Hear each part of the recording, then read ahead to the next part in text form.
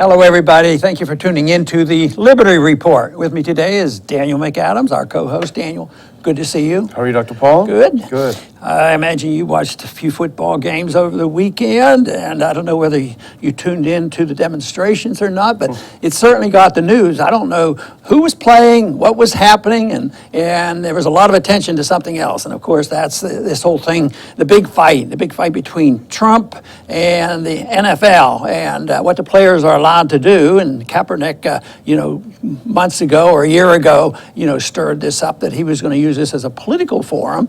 And I think what he decided not to do was not to stand, for the national anthem. Mm-hmm. And it raises questions, exactly what this means. A lot of people immediately defends him, say, right of free speech, his First Amendment right. He's just demonstrating. He has a cause, this sort of thing. And other people have different opinions. But then the president gets involved. The president comes up and he has strong opinions. And he, wants to be a little more authoritarian on this. And then he wanted to instruct the owners on what to do. And then he bashed the people who were demonstrating. I don't think it's quite that simple because, over the years, sports have been used for resistance. Back in the Vietnam War era, I was always very impressed with Muhammad Ali, Cassius Clay, because he hated the Vietnam War, stood up to it, and suffered the consequences from this. But it was done, to me at that time, I sort of saw it as standing on principle in a very dignified manner. There was no, he didn't go out and start a riot in the street or things like that, but it was very strong. And even Martin Luther King hated the Vietnam War, and some people claim that he might have been assassinated over his position on the war. So these are very, very strong things. But I'm not quite sure if I can find something in this demonstration that's going on that, that's in the same category, and it raises some questions, and I'm sure you have thought a little bit about this subject. Well, I think President Trump getting involved kind of raises it to a whole new level. This had been simmering, as you point out, for quite some time, for at least a year or so. Started with Colin Kaepernick. But the president entering into it saying anyone who doesn't stand for the anthem doesn't love our flag and should be fired immediately, and if they don't do it, then you should boycott football. That takes it to a whole other dimension. I had mixed feelings, though. I felt sort of good when he was tweeting against the NFL and making fun of these guys, because at least he wasn't tweeting against Kim Jong-un and threatening war. Yeah. Better to threaten these poor NFL guys than to threaten a nuclear war. There was a vote that I had to cast shortly after I went back into Congress, probably in '99 or so, that there was a big pitch on there to have a Trump position, quote, punish people who would burn the American flag. And because it does annoy people. People like to think good of their country, and you have your flag, and it's easy to stir up patriotic feelings. And although mine might be different, I don't get, put out about what other people think about. But the amendment came up and said that there would be strong punishment by the federal government if you burn the American flag. And the big question is, if you don't like that, can you express yourself and say the reason, and you can't be annoyed about it, is one thing. But then when you get the federal government involved and talk about punishment, they were talking about punishments for burning the flag, and it's really easy to galvanize support. Of course, it was not an easy political vote for me, but I voted against that amendment because, to me, it was a right to speak out. And still, I haven't put this exactly in the same category, what's going on now with NFL, in the same category as burning a flag, but some people emotionally may see it the same way, that if you turn your back on the flag, it's equivalent to burning it, and we have to punish you for it. And that just raises more questions about civil liberties. And I think that's what we want to try to delve into a little bit in today's program, the false dichotomy between free speech and patriotism. In America, people seem to be divided on one side or the other. You're in favor of the players exercising their free speech, or you're a patriotic American. And I think, as we talked about before the show, they're missing the point. Yeah, I think one point that they miss is the fact that, the NFL and the military have a close association. Literally, the NFL has been militarized, and they have become more aggressive in those in the libertarian camp quite frequently, questions about overly overt patriotism when it comes to, the flag maybe symbolizing the wars that we're in. Maybe you want to suggest that true patriotism means we shouldn't be going to these wars. But all of a sudden, there's this alliance between government and government money where they advertise on there, and all of a sudden it has changed. The attitude has changed several years back, and as much as I believe we should respect the flag and our country, there's something about military always being at the football game, and a flag as big as the football field. Yeah. And I understand that it hasn't been forever that they played the national anthem at football games. It sort of came along when they have to build up this, super strong support for military to justify the wars that they're doing. Subtly, that's what they're doing. If you can praise the military and thank you for their service and never ask you, what was your service? Oh, I went over and killed a bunch of people, and I bombed somebody over there, even though they didn't do any harm. They never raised that question, but they worked this in, and I didn't like what the NFL was doing with their allegiance to the patriotism. So they're really in the middle right now, of this squabble, because some of them were sympathetic to Trump, and then he steps over the boundaries, and they say, well, we have to back off. But I don't like this symbiosis with our federal government actually providing money to the NFL. Well, I think the military realized many years ago that particularly football, but other sports as well, but football has the feeling of the clash of titans. People watch the game, they get excited, they yell, they feel themselves very excited. The military recognized that and utilized taxpayer money to exploit that to get new recruits, more people into the military, to increase so-called patriotic feelings, which we would argue actually are pro-militaristic feelings rather than patriotic. And it turns out that the owners did it. I know this is going to shock you. They did it for the money. Oh, my goodness. And this is one of the few times we're going to praise McCain, so this show should be cataloged. But in 2015, Senators Flake and McCain went down there, and they had a study showing that the Defense Department had spent millions and millions of dollars for on-field demonstrations with the players, because prior to 2009, it was very uncommon for players to be out on the field during the national anthem. They'd be in their locker rooms, and they would play the song, and then they would come out and play the game. But the military saw this as an opportunity to bring these guys on the field and really have a big display, and so they gave millions of dollars to the NFL. The DoD spending. All military branches spent about $53 million on pro sports marketing just between 2012 and 2015. Well, listen to this, though. On NASCAR, they spent upwards of $100 million, including $88 million just on Dale Earnhardt Jr.'s car. $88 million to propagandize, to militarize professional sports. And that comes much closer to crony capitalism, and fascism when you see that connection. But it's also propaganda.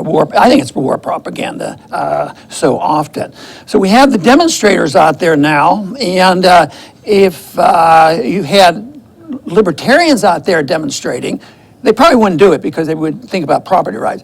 But we want to talk a little bit about what were they demonstrating against, and you can sort it out. Every single one that has kneeled and participated in it, we don't know exactly what they're thinking, but Kaepernick and some other, when you listen to what they say, they're not very close to being like Muhammad Ali and Martin Luther King opposing a war. I don't think that's what it is, but it's injustice. That is good. And there's one part of it, I agree 100%, maybe not with the way they're complaining, but we've talked a lot about the injustice in our judicial system against minorities when it comes to the treatment of the enforcement of our drug laws and the number of people in our prisons. Of course, the big problem there are the drug laws, but there's not justice in the system either.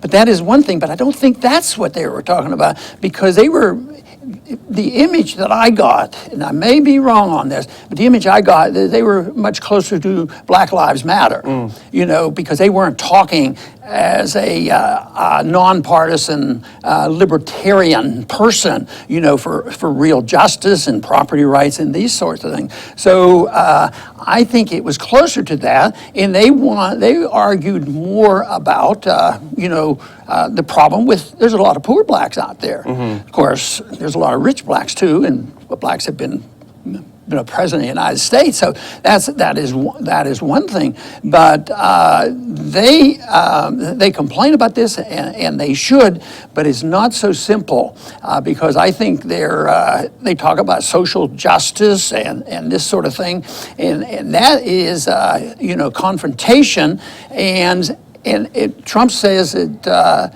And he says it for a reason, that he doesn't want to be seen, and I don't think he was. This is not about racism.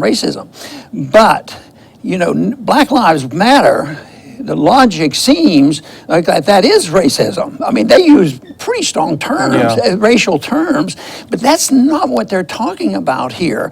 And if they truly, and we've talked about this a lot, if they truly care about poor people and the suffering of minorities, they should look to the economic system, and read Walter Williams and listen to individuals like that will explain why there's poor people. And it's not going to be solved by superficially, aggravating a lot of people over what you should do with during the time that the national anthem is being sung.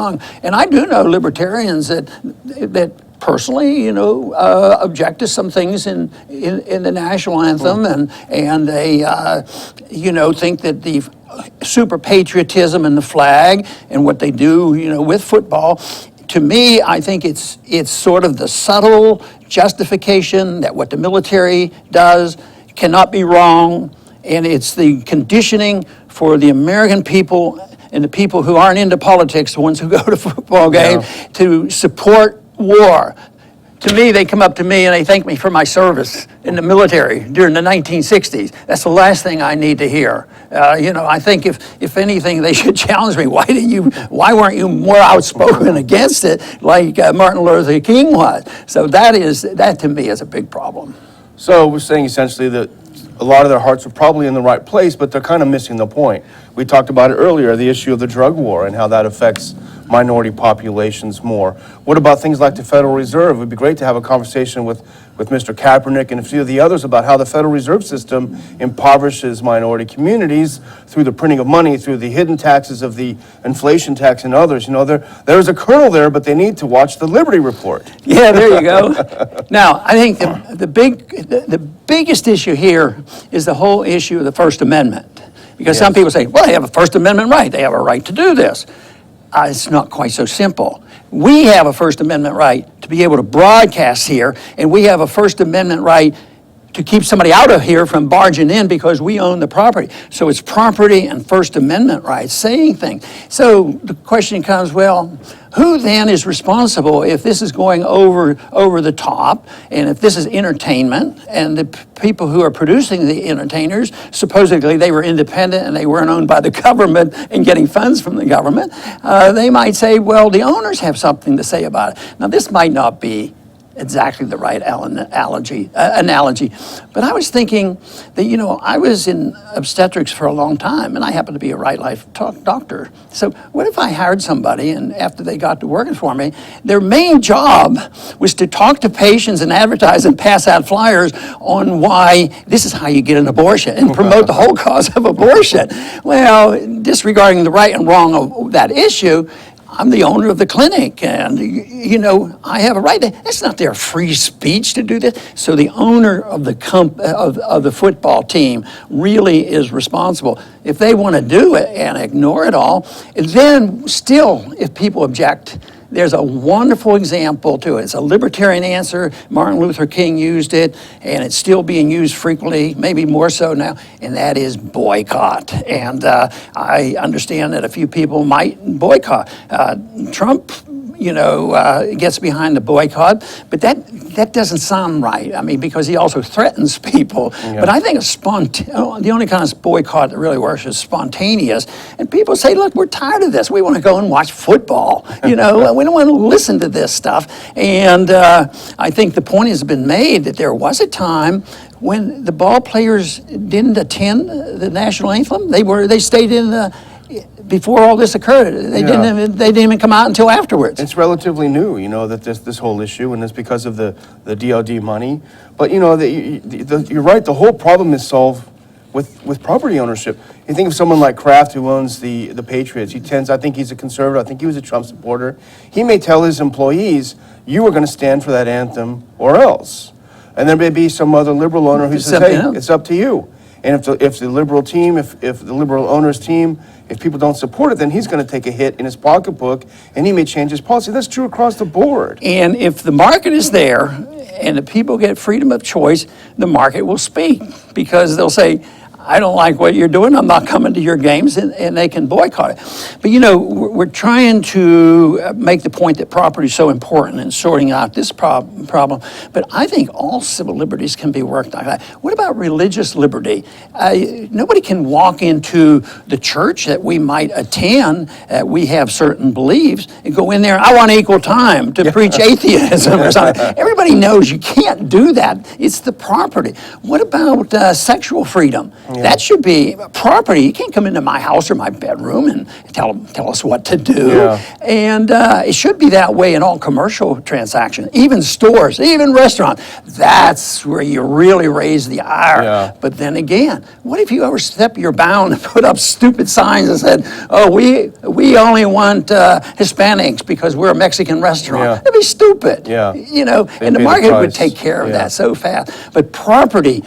Understanding property, it sorts out all the civil liberty argument. The one reason why we get in a lot of trouble in education is the government runs education. They run the universities, they get their money, there's public education, and you worry about the, dress codes and activities and which groups can meet, and it gets all into it because they don't have the principle of private property. The problems that exist in public schooling, they don't exist, in private schooling. And usually, the discipline is different. You usually don't have anything near public schools with drugs. Yeah. It's just a different story. So if somebody wants to really understand the freedom message, understand what personal liberty is all about, they have to understand property and voluntarism and voluntary contracts. And that solves a lot of our problems. If people would just think of it in a simple way, President Trump was telling the owners of private owners of a business, your employees must stand for the national anthem. Imagine if Trump tomorrow told us that we have to stand and have the national anthem before we do the show. It's absurd. People would laugh at it. And over the years, I did a lot of boycotting, but I never told anybody I was boycotting because I couldn't stand to go and listen to the State of the Union messages, and I didn't want to be the guy down there. You lie. I can stay at home and complain about it. Yeah. But then the briefings, there were times when some of the wars were roaring, and I was in such strong disagreement with our president, pursuing this. I would not take the invitation, to go and listen to a briefing at the White House. Yeah. But that was my own personal thing. I didn't go to the media, but that was the way I reacted personally. But there's still ways to do it. Like you said, Jess, the owners can design what the players will do, and if they don't accommodate the public, then the public will speak too. Yeah, indeed. So go ahead and summarize your assessment of all this and where it's going. Well, I guess it's sort of personal. I love football. I played it in high school. I wasn't very good, but I played it, and I love the game. And I just think it's sad that all aspects of our lives have to be so politicized and militarized, It used to be you turn on a game, you have some snacks, you just enjoy it. It wasn't any of this. I wish we could go back to those times. Yeah, and that raises the subject and thinking in terms of what's going on in foreign policy. I keep thinking, there's really not much reason for any potential war any place in the world. No, and yet there's always some aggravation. It's like we create problems, and then socially we seem to create problems too, out of bias and bigotry. It comes out misunderstanding of economics, that poor people are poor because it's a racial thing, not understanding why sound money and limited government and low taxes would help solve a lot of these problems. That so many of these problems can be solved with the issue of liberty. But anyway, the people just seem to thrive on it almost. And unfortunately, we have a current leader of our country who likes to stir the pot. What would he do if he couldn't do this? But it's so unnecessary. Now, this little battle that's going on, it doesn't look, it's significant as we tried to make it on the philosophic issue, but it's not quite like the problem of stirring up trouble with Korea. North Korea, and the threats and intimidations and marching up to their borders and dropping bombs and our militarism around the world. Now that is major. That's what I'd like to see a few people stand up and a few owners say, no, we don't want the military and the government paying us money, but we stand for peace because that is where we should be, and maybe we could enjoy our football games a lot more so. I want to thank everybody for tuning in today to the Liberty Report. Please come back soon.